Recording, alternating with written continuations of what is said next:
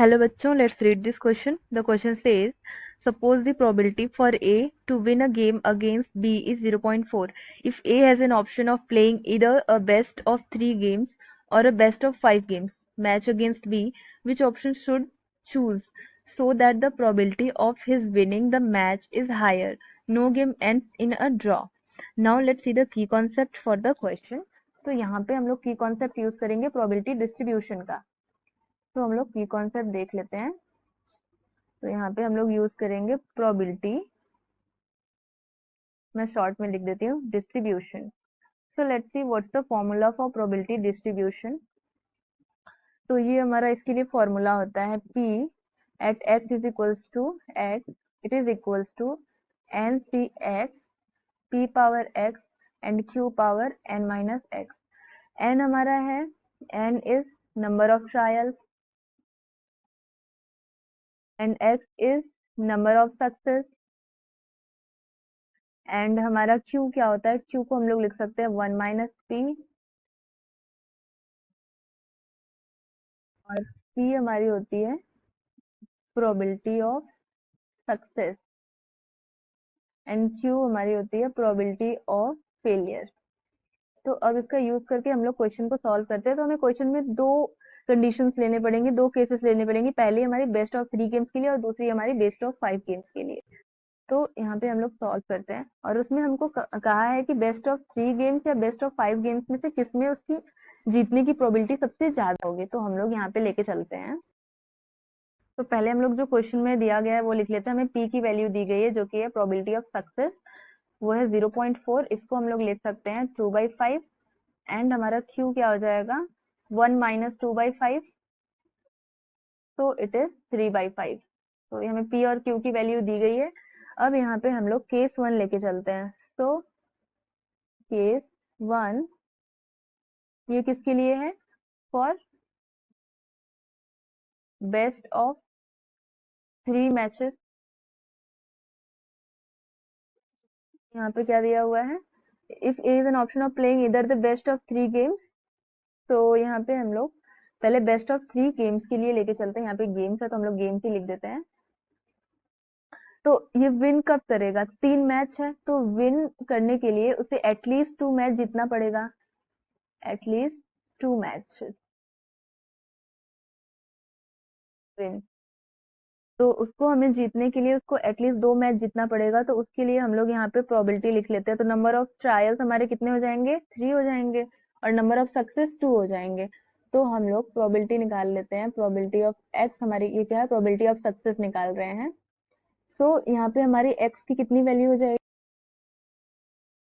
यहाँ पे डायरेक्ट हम लोग रिक्वायर्ड प्रोबेबिलिटी लिखते हैं। तो जो हमारी रिक्वायर्ड प्रोबेबिलिटी होगी वो क्या हो जाएगी, या तो वो मतलब 2 मैच जीत सकता है। और वो कितने तरीके से जीत सकता है 2 मैच, वो 2 तरीके से जीत सकता है।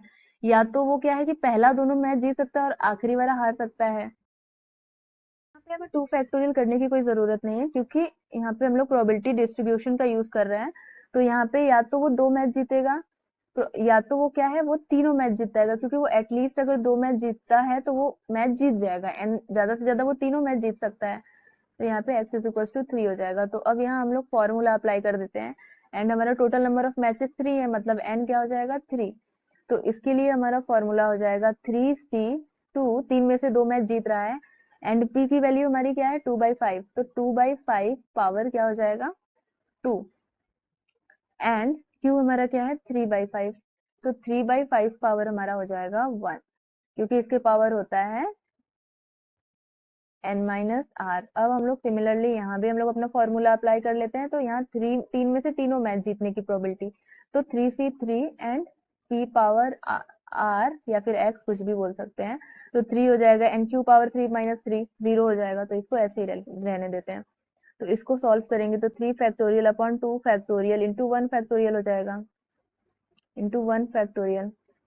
तो अब यहाँ पे हम लोग क्या करते हैं, इसको अभी हम लोग ऐसे ही लिख देते हैं 2/5 का होल स्क्वायर इंटू 3/5, एंड इसको क्या लिख देंगे 3 फैक्टोरियल। ये 3C3 का वैल्यू 1 ही हो जाता है, एनसीएन का वैल्यू, एनसीएन की वैल्यू होती है 1। एंड इस वाले टर्म को सॉल्व करने पे हमको वैल्यू 3 मिल जाएगी।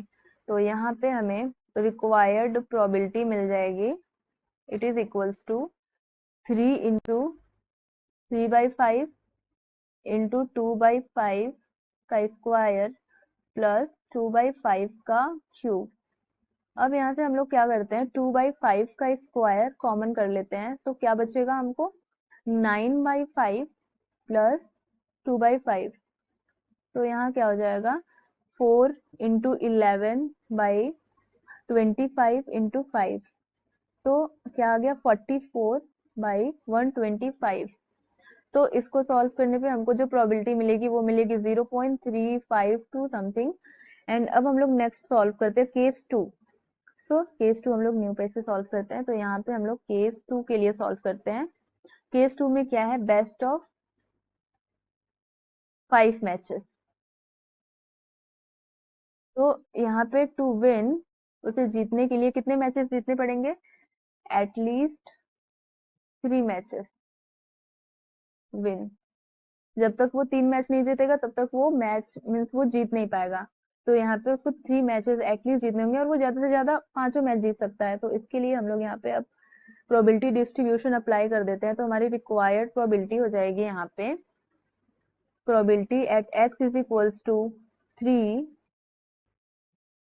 एंड यहाँ पे x is equals to 3 and plus probability at x is equals to 4 and probability at x is equals to 5, क्योंकि वो मैक्सिमम 5 मैचेस जीत सकता है। तो x इज इक्वल्स टू 3 के लिए हमारा, और जो यहाँ पे हमारा n है वो है 5, नंबर ऑफ ट्रायल्स 5 है, तो ये हो जाएगा 5c3। एंड यहाँ पे हमारा p क्या है 2/5, तो 2/5 का क्यूब इंटू 3/5 का square plus 5c4 into 2/5 power 4 into 3/5 and plus 5c5 2/5 के पावर 5। अब इसको हम लोग सॉल्व कर लेते हैं। तो पहले हम लोग यहाँ पे जो ये दिया हुआ है कॉम्बिनेशन उसको सॉल्व कर लेते हैं। तो 5c3 को हम लोग सॉल्व करेंगे तो मिलेगा 5 factorial upon 3 factorial into 2 factorial. तो इसको ऐसे कर लेते हैं 5 into 4 into 3 factorial upon 3 factorial into 2 factorial की वैल्यू 2 ही हो जाएगी, 3 कैंसिल, 2 जा 4, यहाँ मिल गई हमको 10। अब जो नेक्स्ट है वो है 5c4 को सॉल्व कर लेते हैं। तो ये हो जाएगा 5 factorial upon 4 factorial into 1 factorial. तो ये हो जाएगा 5 इंटू 4 फैक्टोरियल अपॉन 4 फैक्टोरियल, तो ये कैंसिल हो गया, यहाँ हमको 5 मिल गया। एंड हमें 5c5 की वैल्यू हो जाएगी 1। अब सारी वैल्यूज रख लेते हैं, तो हमें यहाँ पे रिक्वायर्ड प्रोबेबिलिटी मिल जाएगी, it is equals to 10 into 2/5 cube into 3/5 square plus 5 into 2/5 power 4 into 3/5 plus 2/5 to the power 5। अब इसको और सॉल्व कर लेते हैं, तो हमको मिल जाएगा 2/5 क्यूब को हम लोग कॉमन कर लेते हैं। तो यहाँ क्या बचेगा 10 इंटू 9/25 एंड यहाँ पे बचेगा प्लस 5 इंटू 6/25 एंड यहाँ बचेगा प्लस 4/25। सबको मैंने स्क्वायर के फॉर्म में लिख दिया, जो भी वैल्यूज थी स्क्वायर या क्यूब उनको ब्रेक कर दिया और यहाँ पे हो जाएगा क्यूब। अब इसको हम लोग सॉल्व करेंगे तो क्या मिलेगा, सबका डिनोमिनेटर सेम है, तो 90 प्लस 30 प्लस यहाँ पे हो जाएगा 4/25। तो इसको सॉल्व करने पे हमें मिलेगा 124 इंटू 2 का क्यूब 8 अपॉन 5 का क्यूब क्या होगा 125 इंटू 25। तो इसको सॉल्व करने पे हमें मिलेगा 992 अपॉन 3125। तो इसकी वैल्यू आ गई 0.317। ये हमारी बेस्ट ऑफ 3 से लेस है ये probability. So probability of best of 5 games is less than probability of best of 3 games to win। तो ये हमारा हो गया। तो हमारा जीतने की प्रोबेबिलिटी किसमें ज्यादा होगी, बेस्ट ऑफ 3 गेम्स में। तो हमारा इसमें क्या हो जाएगा, probability of winning the match is higher। So this is the right answer. Hope you will understood it well. Best of luck.